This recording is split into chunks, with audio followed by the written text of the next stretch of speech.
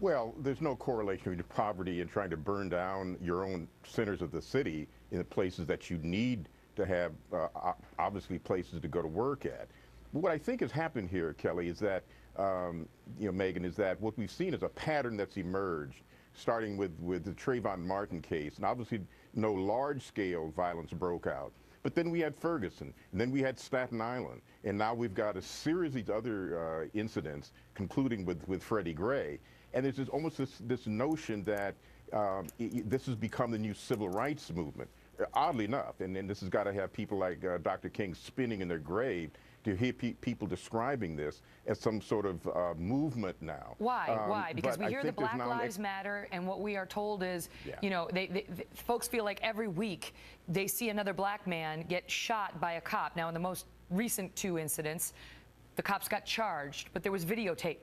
And that's what these folks say, that there's not videotape in every case. And when there isn't one, the cops don't get charged. But, of course, and I think there's a certain amount of justifiable outrage over the killing of Freddie Gray because it's a very mysterious and bizarre circumstance. How obviously the man didn't break his own neck. So then there's clearly incidents here that we need to get more information about. And that's why there's a number of investigations going on. But there's almost an infantile urge here to get what they want and get it now on the part of the protesters. Like, I want the kind of justice that I demand, and I demand it right now.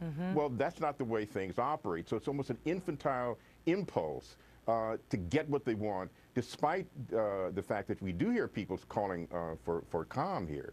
But there's an expectation here that they're somehow the front of a new civil rights movement. I think that's outrageous. We knew what the protesters were trying to get in the old days, if you will, of Dr. King and others. It was about justice. It was about becoming part of an American society. Were they running around looting? Were they burning down their own stores? I mean, minority-owned stores getting burned to the ground. That was unheard of. That only came about in the long, hot summers in the 1960s, where you did have the number of these riots, and certainly here in Los Angeles, where I'm speaking to you from, in Detroit, in Chicago, in Washington, D.C. Almost every major urban center had its riot in those long, hot summers. But this was after the culmination of the 64 and 65 Civil Rights Act and Voting Rights Act. So they were the early civil rights folks were after something very different. The question needs to be asked, well, what are these folks after? And that's the mystery, because if you ask them, you get a melange of all sorts of issues, from capitalism is horrible to we want jobs, but then there seems to be an impulse against places. They're burning down places offering jobs. So it's a very interesting, and I think we stand at a very interesting point in American society where after all the progress, after a black president, after a black attorney general, you've got these thugs in the street that do create real issues for race relations in this nation. Just again, we're looking at the fire. Now we were told there was a senior citizen center on fire, and now we're told that the congregation, that the Southern Baptist Church, that their new community center is currently engulfed in flames. They're saying it may not be connected to the rioting. This is what they're saying, that it may not be connected to the rioting. Everything we've heard all night tonight that has happened, they say may not be connected to the rioting. But it certainly is awfully coincidental. Joe, what... Sad times. You know, you look at this, it's not going to help. What is this going to do to the police force? How is this going to make them listen? Who's going to get behind these folks who have declared themselves criminals by going out there and tearing down their community? They completely drown out the voices of those peaceful protesters we've been watching for days, and the ones who are trying to stop them, because the loudest voice always gets heard. Well, you know, going back to the Moynihan report, there was this threat, this danger of the kind of people we're seeing on the screen just as we're speaking here, this kind of dysfunctional element that was created in the centers of cities. Some argue that certainly welfare and dependency on welfare had a big part in creating these kind of folks. Right. And here they are. Is that true? Do you believe years that? Later, I do believe that. I do believe. I think Moynihan is coming back to haunt us in a very interesting kind of way. And the civil rights movement, as it exists now, isn't addressing those issues. Despite all the carnage going on in cities, black men killing other black men, which is the real threat, not police killing individuals.